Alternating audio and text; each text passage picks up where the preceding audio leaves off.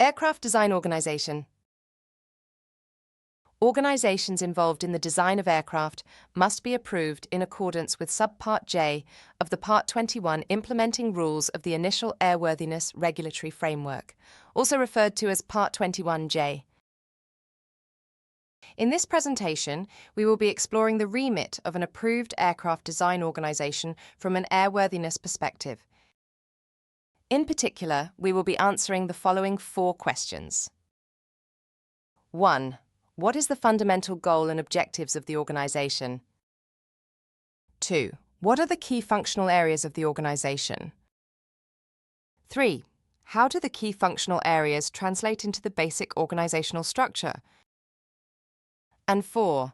What are the continued airworthiness obligations of the organisation? Right, let's get started. From an airworthiness perspective, what is the fundamental goal and objectives of an aircraft design organisation? As indicated in the first presentation of this series, the fundamental goal of an aircraft design organisation is design assurance with regards to its product design and the substantiation of this. In order to attain this goal, the organisation needs to achieve the following fundamental objectives. 1. To establish a certification program. 2. To demonstrate compliance of the product design with the certification specifications, CSs, of the program. 3.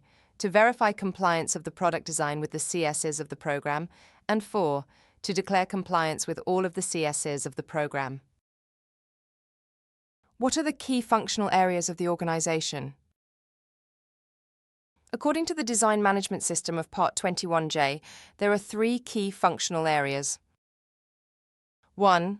Design assurance, which is directly linked to and entails the previously stated fundamental goal and objectives.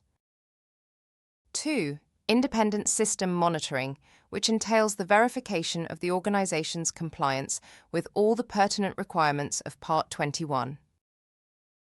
And 3. Safety management, which entails the identification of safety hazards and the management of safety risks associated with the organisation's operations.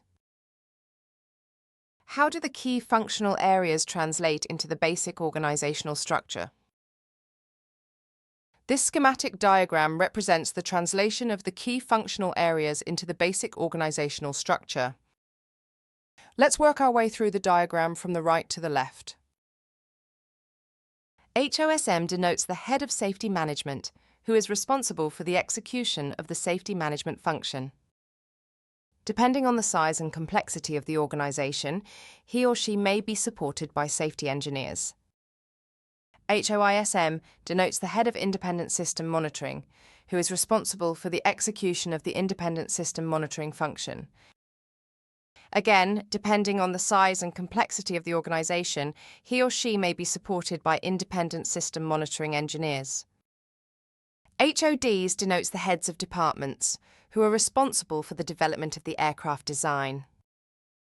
Typically, design engineers are structured into departments representing various disciplines relevant to the aircraft design project, including mechanical systems, electrical systems, avionics systems, structural systems, and flight mechanics. The design engineers are responsible for designing pertinent aspects of the aircraft, from the applicable product specifications and the CSs of the certification program, and for demonstrating the compliance of the design with the CSs.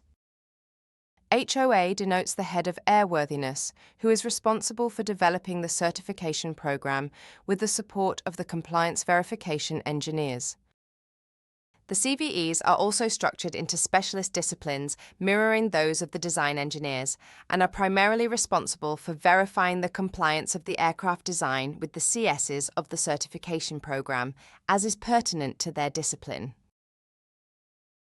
The head of airworthiness, together with the CVEs, make up the Office of Airworthiness, as this is the primary focus of their function. The HDO denotes the head of design organisation, who is ultimately responsible for the design management system of the organisation and for signing the declaration of compliance with all the CSs of the certification program. We have just published our free core competence professional development framework for design organisation personnel, which provides further information about personnel responsibilities and offers practical guidance on associated competence requirements. Please refer to the video description for details about how to access your free copy of this framework.